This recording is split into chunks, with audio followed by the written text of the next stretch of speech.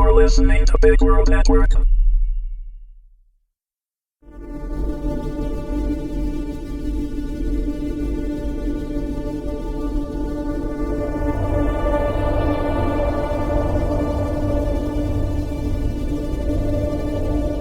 Kai's Inquisition, The Blight of Shadowfall. Season 2, Episode 4.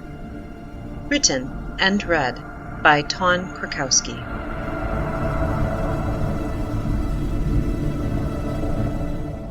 Kai and the others followed Reynard through the oppressive, steamy heat for most of the morning. Although they traveled along the high cliffs jutting into the sea, the salty breeze did nothing to alleviate their discomfort. The humidity, coupled with the fact that no sails or land masses marred the perfect line separating the serene turquoise of the ocean from the softer blue of the sky, dampened the group's spirits, and they had not spoken more than a few words to each other since they departed the cannibal camp. The longer they traveled without any sign of Tadaroth, the more Kai felt as if she had failed, had lost her only chance to fulfill her duty and prove her worth to herself and her order. As that notion threatened to drag her mood deeper into darkness, however, it was somehow eclipsed by a fresh sense of determination. She harshly reminded herself that if Naderu had not found her worthy, she would have died 5 years ago, along with all the other wretched souls aboard the slaver's ship. Her goddess saved her, believed in her, had even spoken to her. Kai would not fail her again. The cliffs gradually gave way to more gentle slopes as the terrain flattened out to meet the water, and by the time they reached a river bisecting a sheltered beach, they were all ready for a short respite. "We have a few more hours before my guidance spell begins to falter," Pia announced. "This looks to be an excellent place to rest, eat, and resupply with fresh water." "I'll check the perimeter," Jack said, and turned away from the river toward the tree line. "Come on, Chajek." Reynard looked him up and down. "Let's clean you up. You're a mess." Chajek glared at the rogue. Reynard shrugged and said, "Hey, I don't really care how you look, but getting rid of that stench is going to be good for all of us. If there are any other cannibals out there, they can probably smell you from 1,000 paces off." The bard softened his expression and shook his head ruefully before following Reynard to the riverbank. Pia dropped her belongings in the shade of a palm tree and primly settled herself onto a particularly green patch of soft grass. Kai plopped down next to her and asked, "What do you know of the lore of Naderu?" "Why do you ask? Didn't you learn everything there is to know about your deity during your training?" Kai ran her fingers along the dark wood of her new bow and gazed sheepishly at Pia through a veil of braids. "I paid little attention to anything that wasn't weapons training or survival skills. I found studying the scrolls to be tedious and convinced myself that such work was beneath me, fit only for priestesses and clerics. Because of my arrogance, I now find myself in the uncomfortable position of not having the knowledge needed to properly hunt down those who would harm my goddess." "I don't understand. What kind of knowledge do you need?" Kai took a deep breath and stared dreamily at the horizon. "Naderu spoke to me. She told me that an ancient enemy is behind the blight affecting Shadowfall, and that the idol has something to do with it. I've been charged with returning the statue to her lost temple, but not only do I not have the faintest idea how to find it, I couldn't even hazard a guess as to who this ancient enemy is, and what their ultimate goal might be. I was hoping you might be able to help me." Pia's violet eyes narrowed in thought, and she lolled back against the tree. "I was once a scribe in the citadel, and I do recall coming across a tale in which the 5 sacred relics of Naderu were mentioned." "The 5 sacred relics?" Kai asked. "I have never heard of these artifacts. What are they?" "According to the myth, the sacred relics were created so that supplicants could bolster Naderu's strength through prayer and allow her to defeat a powerful enemy. Perhaps the statue is one of these treasures which have been lost for centuries." "Did someone say something about lost treasure?" Reynard asked, as he and a much more presentable Chajek returned from the water. He popped a red berry into his mouth and beckoned to Jack, who had just stepped out of the forest upstream. "Hey, Pia's going to tell us a story about riches and glory and, hopefully, even more riches. Come on and gather round." He knelt next to Pia and smiled fervently at her. "Go on. I love stories." Pia deliberately waited for Jack to join the circle before beginning to speak. It gave her a modicum of pleasure to see Reynard squirm with impatience, even if only for a short time. Then, once she had everyone's undivided attention, she folded her hands on her lap and began her tale. Before the world began, there were only the gods. They existed in a constant state of flux, as each deity sought to gain supremacy over the others, as there was nothing else but the void. Then, in an unprecedented moment of cooperation, they banded together and created everything.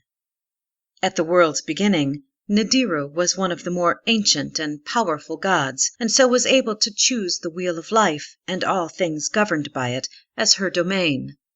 However, many lesser gods were jealous of her power and wanted to carve out pieces of her realm to claim as their own. They whispered lies and accusations against Naderu to Ankur, another powerful being who had chosen dominion over chaos and destruction.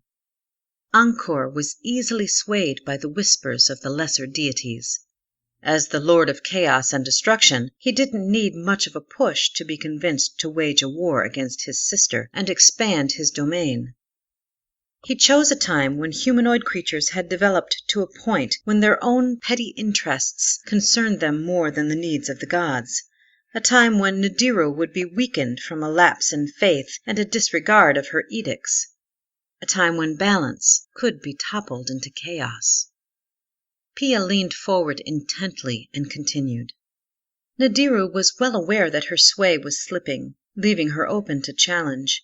She commanded the greatest among her devout to secretly construct 5 golden relics, into which she would deposit a tiny fragment of her divinity, so that they would act as an amplifier to fortify her defenses and reinforce her might. The peril of this bold move was that these portions of her essence, no matter how minuscule, could be used to siphon off her power if they fell into the wrong hands. All that is known of the relics is that they were constructed entirely of gold and placed in hidden alcoves in 5 of Naderu's uncounted temples. Once in place, they worked exactly as intended, successfully intensifying the prayers of the faithful so that she was able to repel Ankur and his minions. And thus began the age of harmony, when order and balance was restored to the lands. The group had been mesmerized by Pia's tale, and as it came to an end, Chajek became animated and gestured wildly as if he were trying to communicate. Pia shook her head at him. "I can't understand you. Hold on." She rummaged through her purple sack until she pulled out a square piece of slate and a fist-sized white rock, and handed both to the bard. "This is chalk. You can use it to write on this black stone." Chajek grabbed both items with a snarl on his lips and began to scrawl furiously across the slate. When he was done writing, he flipped the slate and held it up for Pia to read. "Do you think Captain Rydal was trying to return the statue when Tadareth stole it?" Pia read Chajek's question aloud. Kai answered him. "It is possible, but I doubt it. My goddess was not aware of its absence, and so could not have commanded the captain to retrieve and return the statue. However, I do believe that he knew it was valuable for more than just its composition. He took special care to bring it aboard discreetly, and he seemed agitated for most of the voyage, as if he were afraid something might happen." "Well, something did happen," Reynard blurted. "It seems he had good reason to be jumpy." "You mean in addition to discovering a stowaway aboard his vessel?" Pia spat. "Just what were you doing on the Ocean Wanderer, anyway? You never did answer that question."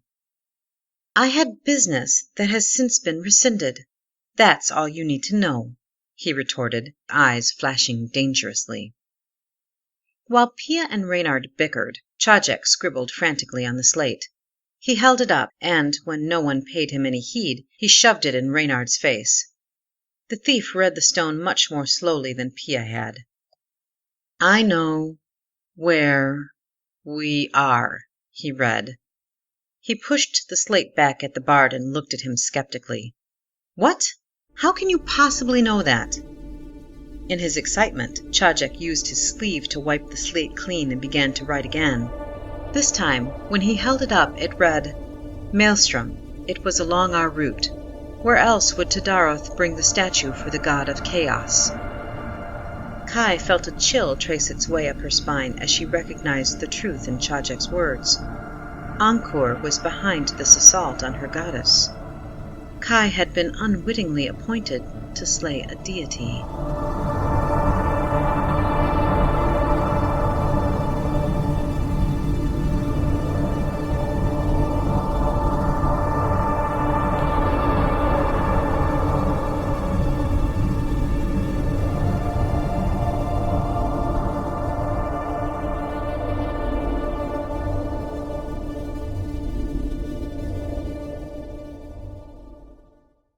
Music by Kevin MacLeod. You're listening to Big World Network.